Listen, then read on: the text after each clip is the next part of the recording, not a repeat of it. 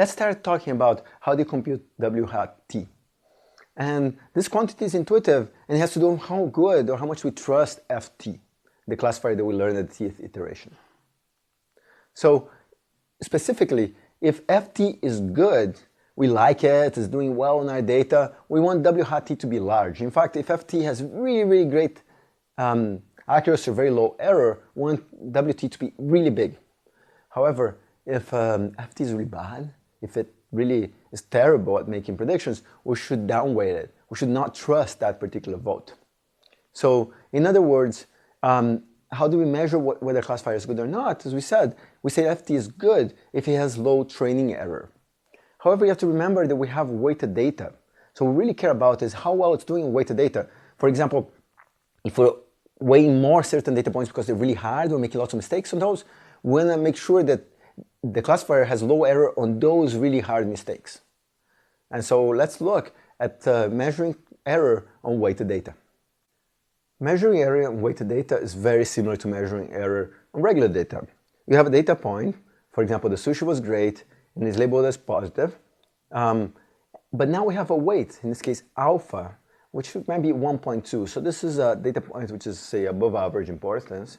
And so we want to measure the weighted total of the correct examples and the weighted total of the mistakes. So we take our learning classifier, f of t, and we feed it the review. In this case, the sushi was great, but we hide the label, which in this case was positive. And now we compare the prediction. For example, let's say that y hat was +1 for this input. It's the same as the true label, it's correct. So we add the weight 1.2 to the weight of all the correct examples we've seen.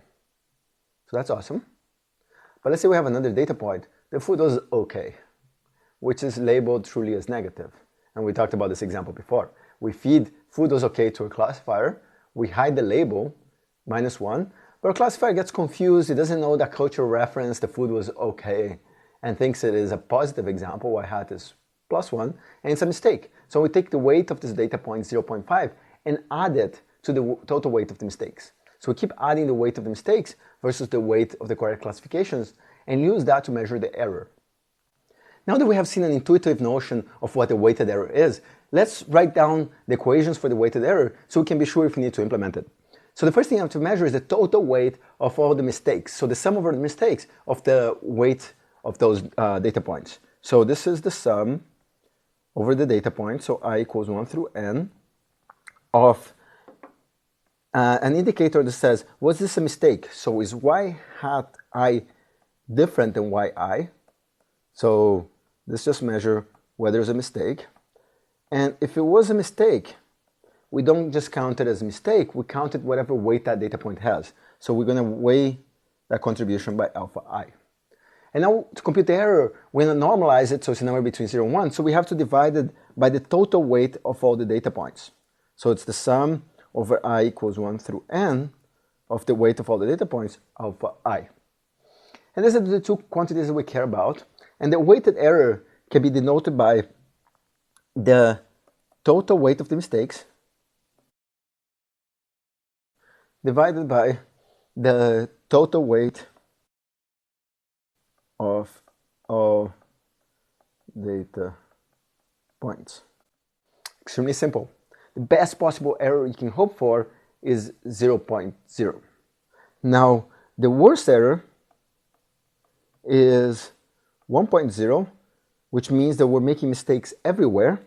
But notice that if we're making mistakes everywhere, if we invert our classifier, we're going to get everything right.